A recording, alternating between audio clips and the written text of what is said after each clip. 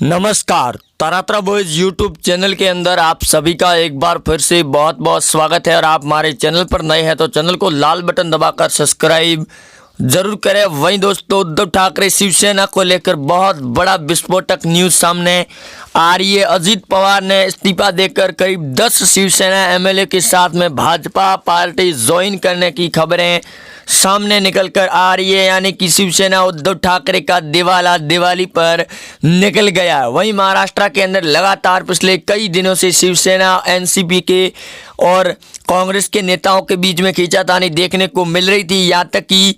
शिवसेना के मंत्रियों ने राज्यपाल से भी मुलाकात की थी, जिसके बाद में अब बड़ी अपडेट सामने आई है कि डिप्टी सीएम अजीत पवार ने अपना इस्तीफा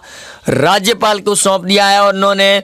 देवेंद्र फडणवीस से मुलाकात भी की है। और कल रात देवेंद्र फडणवीस का भी सबसे बड़ा बयान आया है महाराष्ट्र की राजनीति के अंदर बड़ा उलटफेर मचाने के लिए। उन्होंने बयान देते हुए कहा कि महाराष्ट्र के अंदर ऑपरेशन लोटस शुरू हो चुका है और जल्दी महाराष्ट्र में शिवसेना उद्धव ठाकरे की सरकार गिरेगी और उनकी एकड़ी निकाल कर टाइट कर देंगे। और दूसरी तरफ अर्णव गोस्वामी को लेकर झूठे षड्यंत्र के अंदर फंसाने पर भी महाराष्ट्र सरकार पूरी तरह से बेनकाब हो गई है। वहीं देवेंद्र फडणवीस ने आगे भी मीडिया से बयान देते हुए ये भी कहा कि जिस प्रकार सुशांत सिंह राजपूत और दिशा सालियान के केस में भी महाराष्ट्र सरकार पूरी तरह से इसे दबाने की कोशिश कर रही है, उनके साथ में परमवीर सिंह भी लगातार इन पूरे खेल के अंदर भी शामिल है और इस पूरे षड्यंत्र को रचने की साजिश भी रच रही है। दूसरी तरफ अर्णव गोस्वामी के खिलाफ में एक बड़ा और ऑपरेशन की तैयारी में महाराष्ट्र में शिवसेना सरकार, क्योंकि उद्धव ठाकरे की सरकार ने पहले भी अर्णव गोस्वामी के खिलाफ में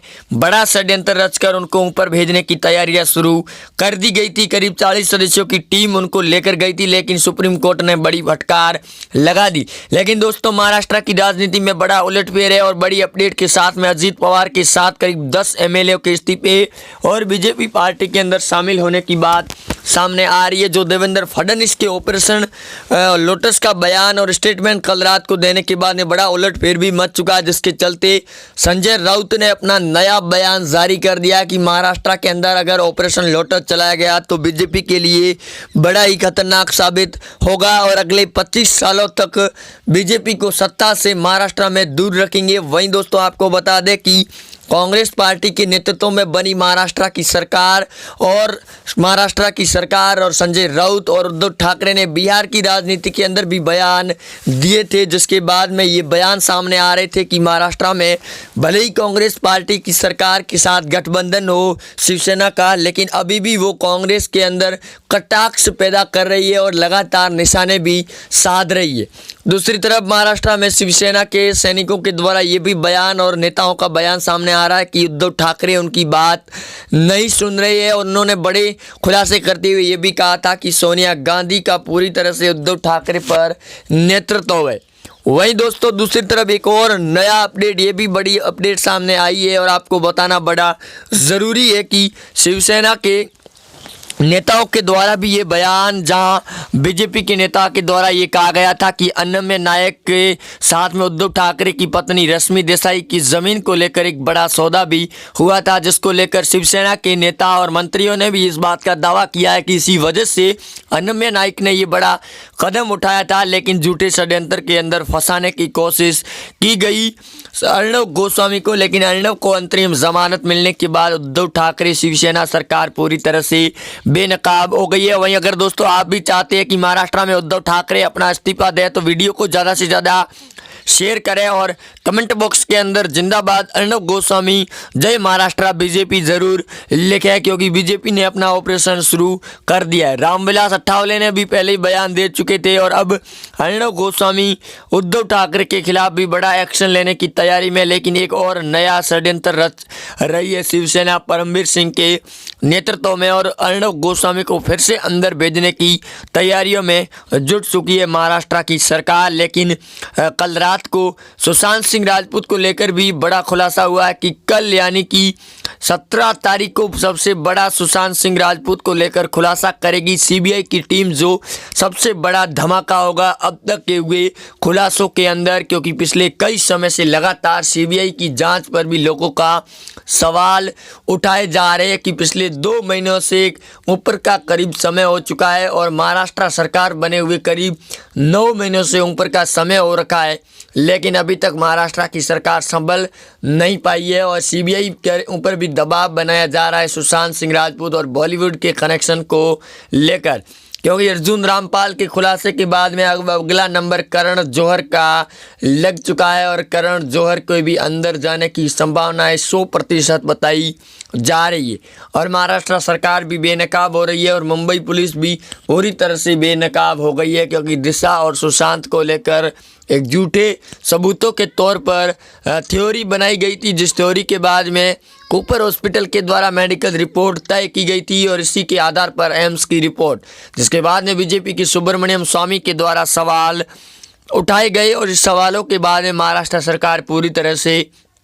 घेरे के अंदर आ गई। अब सीबीआई की टीम कल सबसे बड़ा धमाका करेगी अब तक का सीबीआई जांच के अंदर सुशांत सिंह राजपूत को लेकर, क्योंकि 16 नवंबर को बिहार के नीतीश कुमार फिर से सीएम की शपथ लेंगे और शपथ से पहले ही उन्होंने बड़ी चेतावनी दे डाली है उद्धव ठाकरे की सरकार को, यहाँ तक कि महाराष्ट्र से लगाकर बिहार के अंदर भी अब विपक्ष की पार्टियां बौखलाई हुई नजर आ रही है, क्योंकि एनडीए ने ताबड़तोड़ जीत हासिल की है और महाराष्ट्र सरकार उद्धव ठाकरे और संजय राउत ने ये बयान दिया था बिहार की राजनीति को लेकर कि इस बार नीतीश कुमार को उनकी औकात दिखाई जाएगी जनता के द्वारा, लेकिन पछाड़ कर जनता ने औकात दिखा दी तेजस्वी और संजय राउत उद्धव ठाकरे महाराष्ट्र के एमवीए सरकार को। और एमवीए सरकार के दौरान उद्धव ठाकरे लगातार नए नए बयान दे रहे हैं और उनको इस बात का पता नहीं है कि वो अभी भी एमवीए गठबंधन के अंदर है और एमवीए गठबंधन के अंदर अगर वो सोनिया गांधी हो या फिर कांग्रेस एनसीपी पर भी अगर कोई कटाक्ष निकालते हैं तो उनके लिए ये भारी साबित हो सकता है गठबंधन के अंदर, क्योंकि शरद पवार भी अब एनसीपी के साथ साथ बीजेपी के अंदर शामिल होने की कगार पर है और परमवीर सिंह की भी खटिया खड़ी हो चुकी है, क्योंकि वो लगातार उद्धव ठाकरे के साथ मिलकर षड्यंत्र रच रही थी और इस षड्यंत्र के अंदर सुप्रीम कोर्ट ने भी फटकार लगा दी है, जब सेशन कोर्ट और हाई कोर्ट के द्वारा इस बात का मना कर दिया कि वो अर्णव गोस्वामी को जमानत नहीं देंगे अनन्य नायक को लेकर, क्योंकि उन्होंने इससे फिर से मजबूती के साथ में तय किया गया था कि अर्णव को अगले 2 साल के लिए तलोजा जेल के अंदर रखा जाएगा और रिपब्लिक भारत चैनल को पूरी तरह से बैन कर दिया जाएगा। लेकिन संजय राउत के इन सारे मंसूबों पर पानी फिर गया और उद्धव ठाकरे के भी खाली हाथ लौटना पड़ा और सुप्रीम कोर्ट ने बड़ा ही फैसला दे दिया, अर्णव गोस्वामी को लेकर अंतरिम जमानत दे दी गई, जिसके बाद में विपक्ष की पार्टियों से लगाकर कई बौखलाए हुए हैं और भारत सरकार पर भी निशाना साध रहे हैं। गृह मंत्री अमित शाह ने पश्चिमी बंगाल के चुनाव को लेकर भी ऐलान कर दिया कि इस बार ममता दीदी को भी उनको वाट लगाएंगे, 440 वोट के झटके दिए जाएंगे उनको। वही सुशांत सिंह राजपूत के अंदर आदित्य ठाकरे का नाम लगातार जुड़ा हुआ सामने आ रहा है और महाराष्ट्र एमवीए सरकार भी अब गठबंधन टूटने के कगार पर है, क्योंकि शरद पवार भी पूरी तरह से ये बयान दे चुके हैं कि महाराष्ट्र के अंदर अगर ऐसा ही चलता रहा अगले 2 से 3 महीनों के अंदर तो सरकार चलाना बड़ा मुश्किल है। लेकिन उद्धव ठाकरे और संजय राउत अभी किसी भ्रम के अंदर जी रहे हैं और वो लगातार इस बात पर अड़े हुए कि महाराष्ट्र सरकार एमवीए महाविकास आघाड़ी की सरकार अगले 5 सालों तक महाराष्ट्र में राज करेगी और बीजेपी को अगले 25 सालों तक दूर रखेगी। लेकिन दोस्तों इस बार के बड़े ही रोमांचक बयान सामने आ रहे हैं संजय राउत और उद्धव ठाकरे के, यहाँ तक कि अनन्य नायक को लेकर हुए जमीन के सौदे को लेकर रश्मि